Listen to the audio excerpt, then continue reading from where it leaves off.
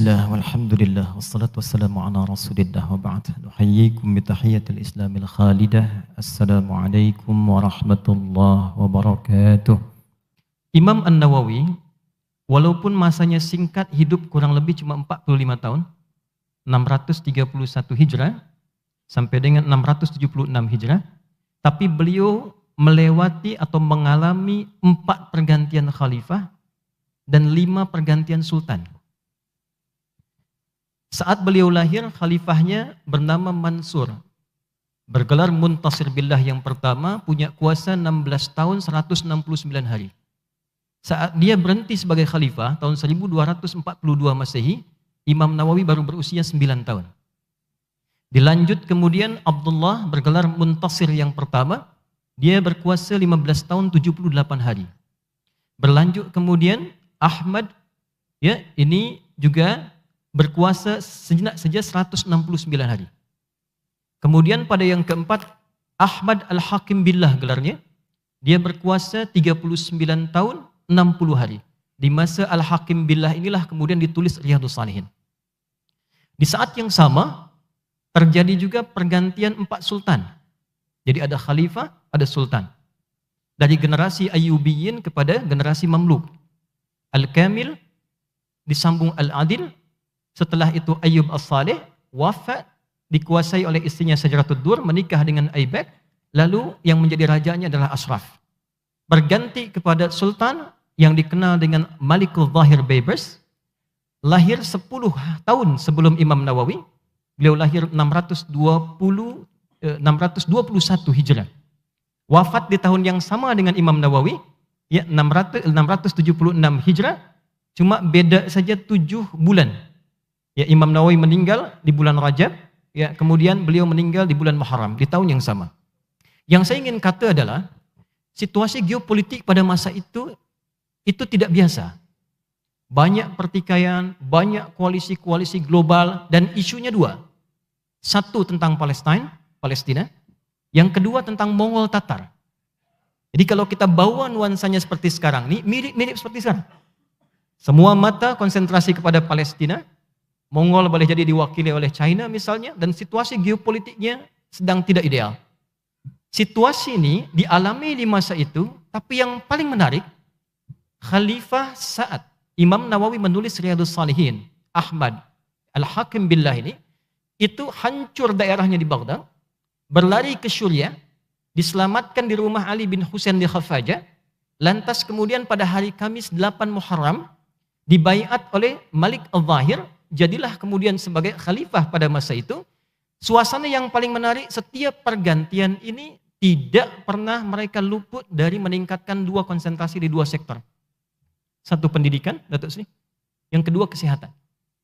Jadi sekalipun ada isu-isu global, yang paling menarik pendidikan itu selalu ditingkatkan. Salahuddin Al-Ayyubi, pertama kali dinasti Ayyubiyah 1171 Masehi, pertama kali menguasai Mesir, beliau membangun 20 sekolah. Ibnu Shaddad, penasihatnya, penasihat menteri militernya, Salahuddin Al-Ayyubi, saat dapat menaklukkan Mesir, beliau bangun 40 madrasah Syafi'iyah, 30 madrasah Hanafiyah, kemudian 10 madrasah Hambali, lalu 3 madrasah Maliki. Di masa Imam An-Nawawi ini berkembang, walaupun konflik global itu tinggi, tapi yang paling menarik terdapat stabilitas dalam dunia pendidikan, madrasah itu banyak, university itu menyebar, dan berpusat di Damaskus. Di era itulah Imam An-Nawawi hidup, sehingga kita mengetahui motivasi kenapa beliau banyak mendapatkan curahan pengetahuan, banyak mendapatkan informasi, sehingga punya hasrat yang tinggi untuk larut dalam dunia pengetahuan. Ibrah yang pertama saya kira sebagai masukan bagi kerajaan Malaysia, sekalipun geopolitik ini berbeda, situasinya tidak mudah, tapi jika ingin stabil dalam konteks membangun negeri, ingin berjaya, maka 2 faktor inilah yang kemudian mendapatkan ilustrasi dari masa lalu. Satu, pendidikan. Tidak cukup kita menerjemahkan dengan festival sekarang ini, tidak cukup dengan sekedar jadi terjemah, tapi bagaimana kemudian menyemarakkan hasil terjemah ini menjadi sebuah gerakan ilmu yang nafasnya bisa diketahui oleh seluruh masyarakat. Kalau dulu banyak madrasah, sekarang mungkin di pondok-pondok, surau-surau, dibuat semacam konsep training for trainers.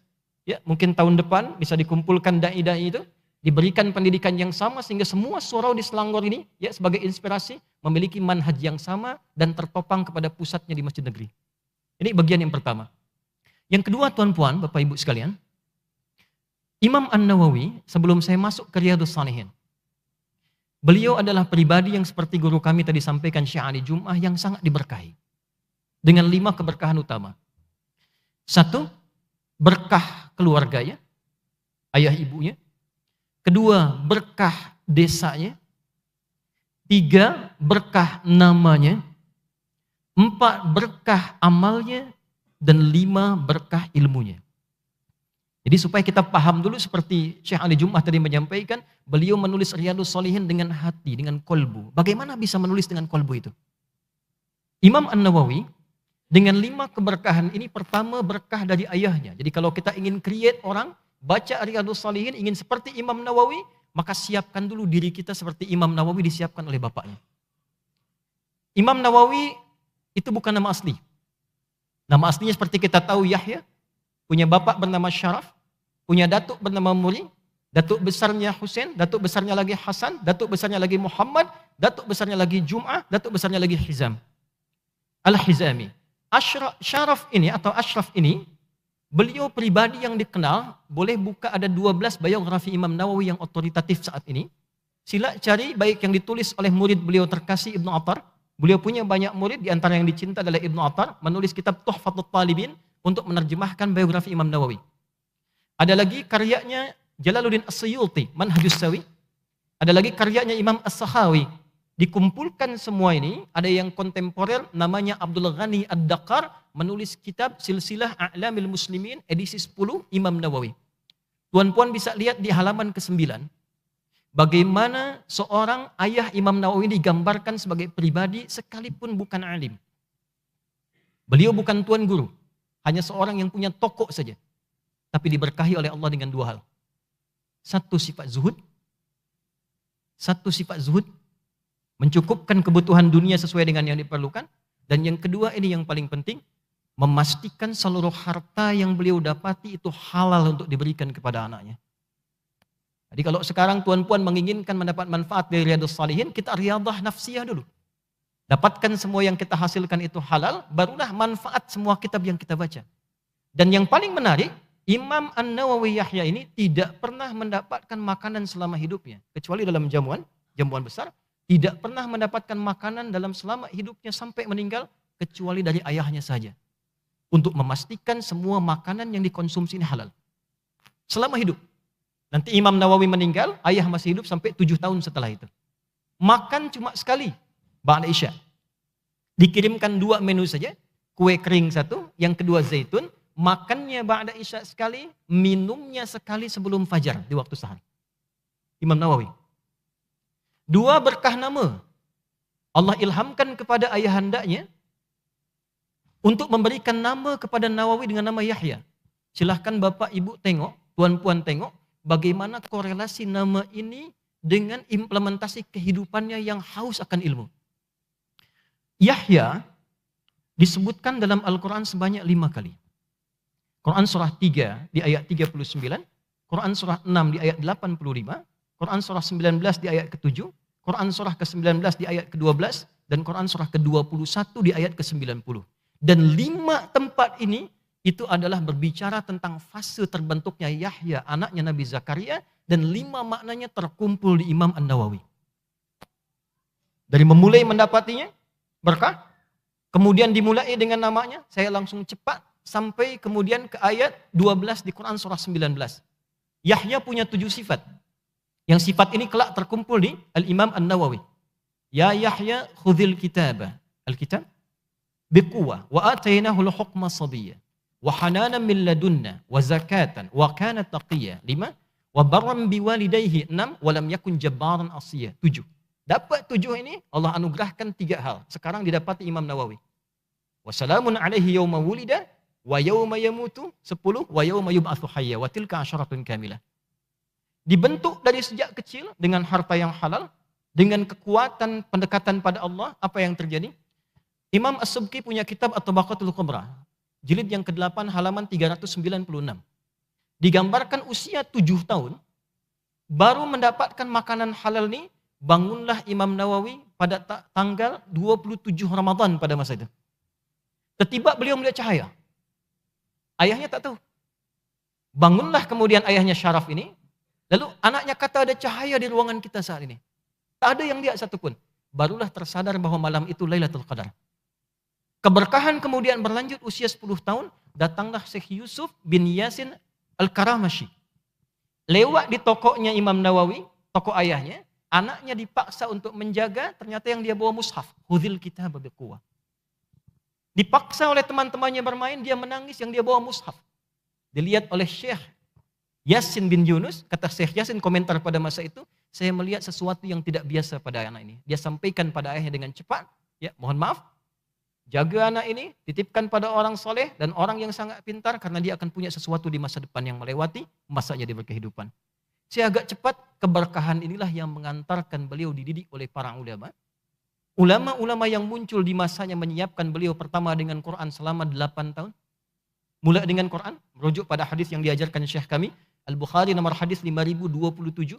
Imam Al-Bukhari menerima dari Hajjaj bin Minhal menerima dari Syu'bah menerima dari Alqamah bin Marthad menerima dari Sa'ad bin Ubaidah menerima dari Abu Abdurrahman As-Sulami menerima dari Uthman bin Affan radhiyallahu taala anhu menerima dari Nabi Muhammad sallallahu alaihi wasallam, qala khairukum man ta'allama al-Qur'ana wa 'allama. Ya Yahya, khudhil kitaba biquwwah. Di antara makna Al-Qur'an adalah kitab. Jadi memulai itu supaya kita bisa membaca dengan qalbu, dekatkan diri kita dengan Allah mulai dengan Al-Quran. Itulah yang menjadikan Riyadhus Shalihin pun disusun dengan Al-Quran dulu, baru kemudian hadis-hadisnya. Baik, saya naik cepat. Langsung saja lompat ke Riyadhus Shalihin karena waktu kita masanya terbatas. Riyadhus Shalihin terdiri dari 1896 hadis. 19 topik. Satu topik khusus untuk muqaddimah. Dia berisi 680 hadis. Dibagi ke 4 subtopik. Topik untuk pribadi, kita sebagai pribadi individu. Topik yang kedua untuk topik keluarga. Topik ketiga untuk kehidupan sosial masyarakat. Dan yang keempat untuk pemerintah. Izin Datuk Seri, itu akhir 653 sampai 680, 27 hadis dikhususkan untuk pemerintahan. Diseakan ingin beliau membuat satu runtutan bab, kita baik secara pribadi, lalu kebaikan dibawa dalam lingkup kehidupan keluarga, dari keluarga dibawa ke dalam konteks sosial, di dalam konteks sosial diterapkan dalam kehidupan bermasyarakat, dalam pemerintahan. Inilah yang kemudian dirinci di 18 kitab setelahnya. Dan ini menarik. 18 kitab ini dirinci dengan adab. Kitabul adab. Tapi diperinci lagi dengan adab susulan. Kitab adabut ta'am. Lalu kemudian libas. Yang paling menarik sampai ke 18 kitab ini, ada 2 yang tunggal, 3 yang tunggal, ada 2 yang plural. Saat berbicara tentang kitabul adab, itu ditulis dengan tunggal, mufrad, singular, kitabul adab. Adabut ta'am, tunggal, kitab adabut ta'am. Tapi ketika berbicara tentang tidur, bentuknya jamak, kitab adabun naum. Bicara tentang safar, bentuknya jamak, kitab adabus safar. Dan mengurutkan da'wat di akhir setelah hamdalah, hamdan pada Allah, salawat pada Rasulullah, baru kemudian da'wat dengan azkar da'wat, lalu al-umur, al-manhi anhu, ya, al-amr bil ma'ruf, nahi anhu.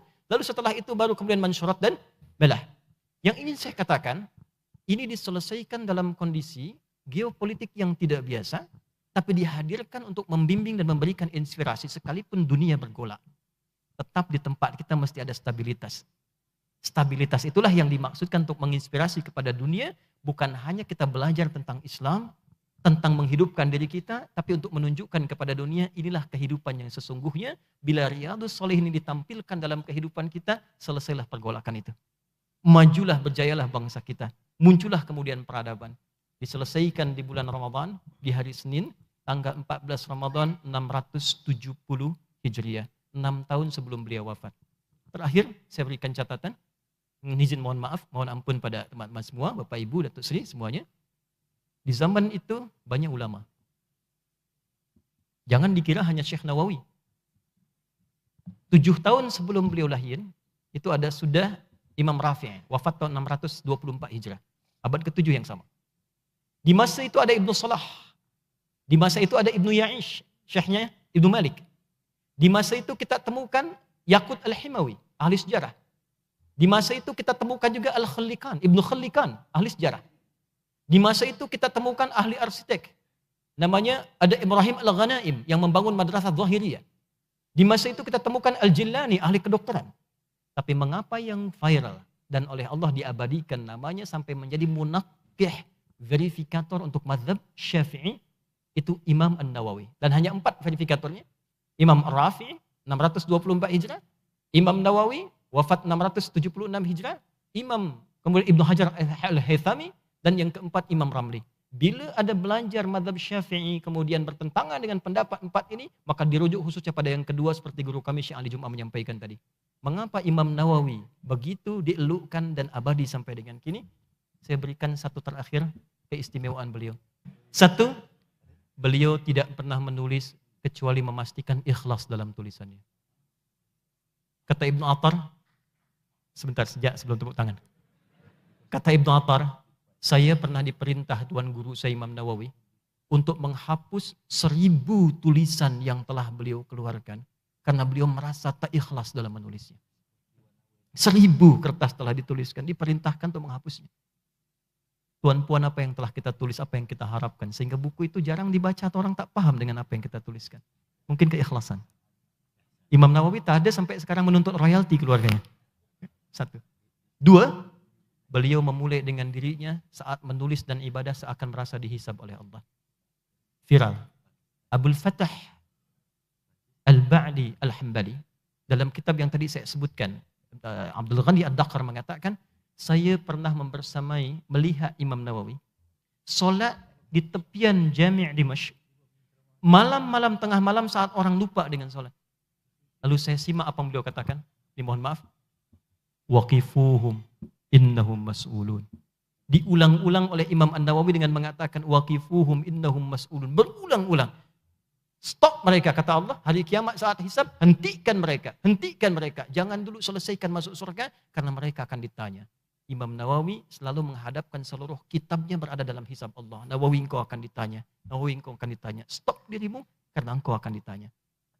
Itulah yang menjadikan beliau menulis dengan hatinya, abadi sampai dengan sekarang. Jadi bila kita berinteraksi dengan kitab Riyadhus Shalihin, catatan paling terbesar adalah bagaimana kita membangun keikhlasan dan mengimplementasikan itu dalam kehidupan kita. Saya kira itu sebagai pembuka. Jazakumullah khair. Assalamualaikum warahmatullahi wabarakatuh.